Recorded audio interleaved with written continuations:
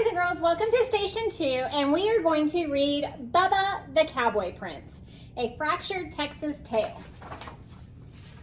Remember, this is a variation of Cinderella. Once, a strapping young feller named Bubba lived on a ranch with his wicked stepdaddy and his hateful and lazy stepbrothers, Dwayne and Milton. Bubba's stepdaddy spoiled Dwayne and Milton to no end, but Bubba worked from sunup to sundown doing the chores of 3 ranch hands. Bubba never complained, though. He loved ranching.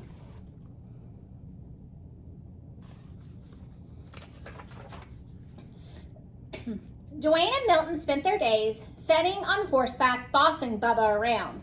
"Get them doggies along there, Bubba," ordered Dwayne. "Yeah, and watch out for them cow patties," added Milton. "You know how Daddy hates for you to track up the house."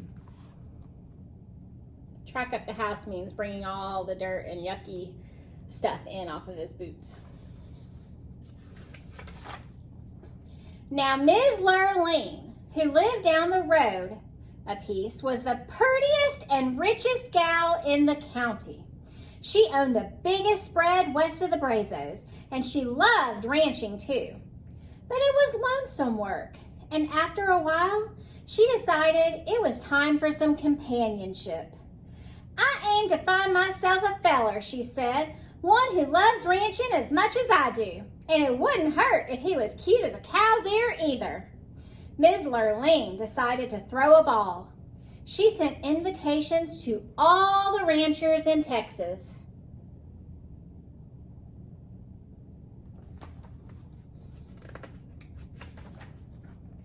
Soon, the day of the ball arrived. Milton and Dwayne spent all day getting gussied up in their finest duds. Bubba about ran himself ragged waiting on them.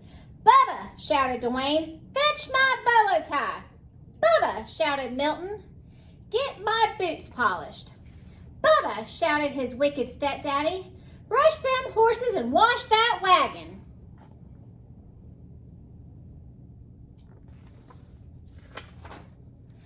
By the time Dwayne and Milton and their wicked daddy were ready to go, Bubba was exhausted. Still, as they climbed into the wagon, Bubba asked, "Can't you wait for me to get ready? I want to dance with Ms. Lurleen too." Dwayne and Milton and their wicked daddy hooted and hollered. "Why, you're sorrier than a steer in a stockyard," said Dwayne. "Can you imagine Ms. Lurleen dancing with the likes of you?" said Milton. "Ms. Lurleen wouldn't even wipe the dirt clods off her boots with that raggedy old shirt of yours. And you smell more like the cattle than the cattle do."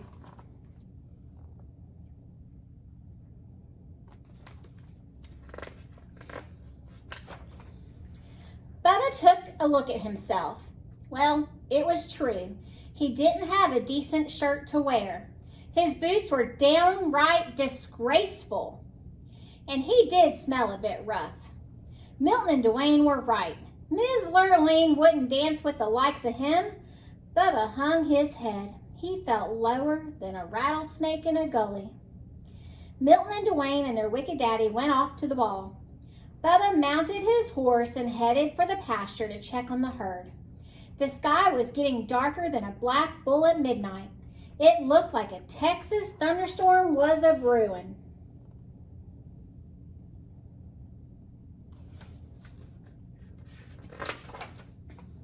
Bubba had just arrived at the cow pasture when a bolt of lightning struck, knocking him off his horse. Bubba was stunned for a moment, but when he picked himself up, he heard a voice. "Go to the ball, Bubba," said the voice. Bubba looked around, but there was no one there except him and the cows.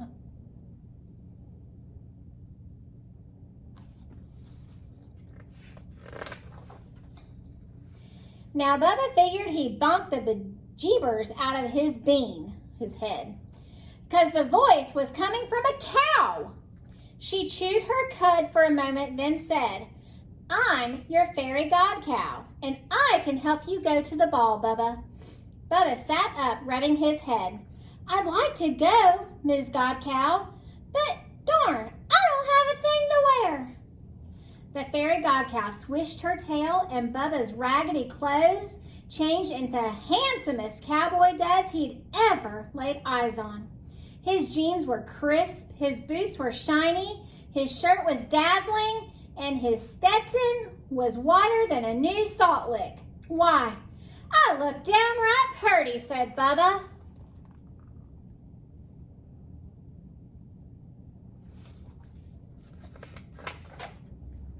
The fairy godcow switched her tail again, and a nearby steer turned into the most beautiful white stallion Bubba had ever seen. Now, you go on off to the ball, Bubba, and have a good time dancing with Miss Lurleen. But you'd best be home by midnight, 'cause that's when the magic runs out. Yahoo! Shouted Bubba as he jumped on the white horse and galloped off to the ball.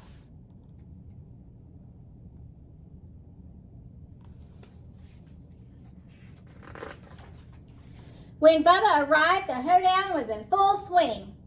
But every time Ms. Lurleen finished a dance, she yawned. There goes another $10 Stetson on a 5-cent head, she complained. Where are all the real cowboys? By the time it was Bubba's turn to dance with Ms. Lurleen, it was almost midnight. Soon as she saw Bubba, Ms. Lurleen's eyes lit up. Why, you're as cute as a cow's ear, she said. Bubba blushed, then took Ms. Lurleen in his arms and started dancing. Dwayne and Milton turned purple with jealousy. Who's that dude? Said Dwayne.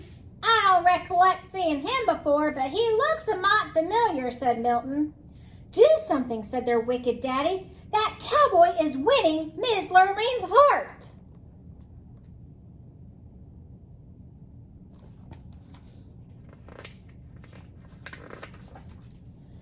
As it turned out, Milton and Dwayne didn't have to do a thing because Bubba and Ms. Lurleen were in the middle of a do-si-do when the clock struck midnight. Suddenly, Bubba's fine duds turned into the old dirty rags he usually wore around the ranch. He looked sorry and he smelled even worse. What is that awful smell? Asked Milton. Why, it's Bubba, shouted Dwayne. Bubba turned 14 shades of red, apologized to Ms. Lurleen, and ran out of the room. Wait, she yelled, chasing after him.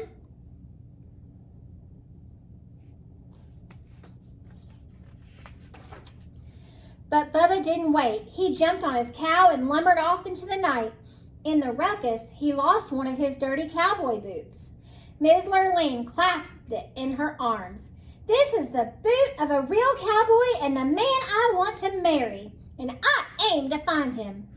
Ms. Lurleen went back inside, and though she asked everybody at the ball, nobody knew who the mysterious cowboy was.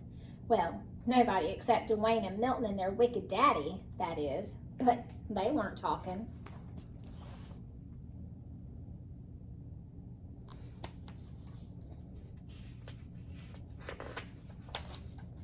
The next day, Ms. Lurleen went from ranch to ranch to ranch looking for the cowboy who owned the boot.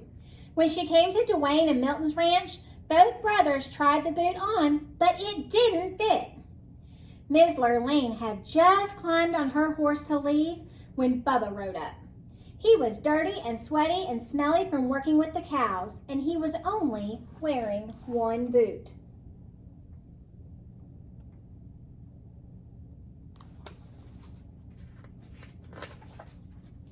Ms. Lurleen jumped off her horse and ran over to Bubba.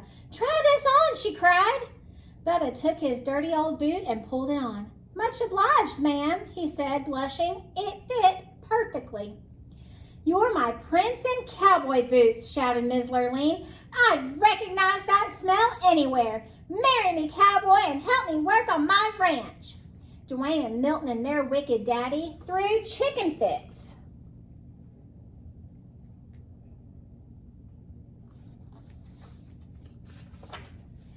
But Bubba just smiled, and he and Ms. Lurleen rode off into the sunset.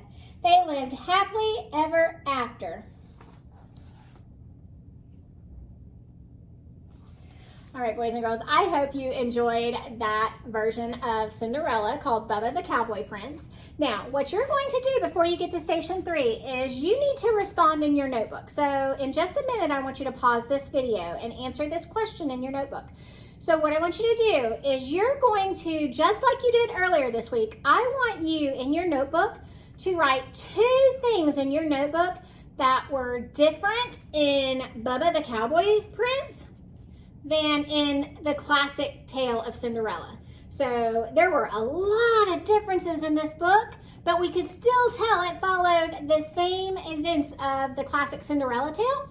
So in your notebook, in your reading notebook, remember, you need to write the date at the very, very top of your page. And then you can answer this question. I want you to write 2 things that were different in Bubba the Cowboy Prince than in the classic tale of Cinderella. And then make sure you hold on to your notebook because you will need it in station 3. Bye.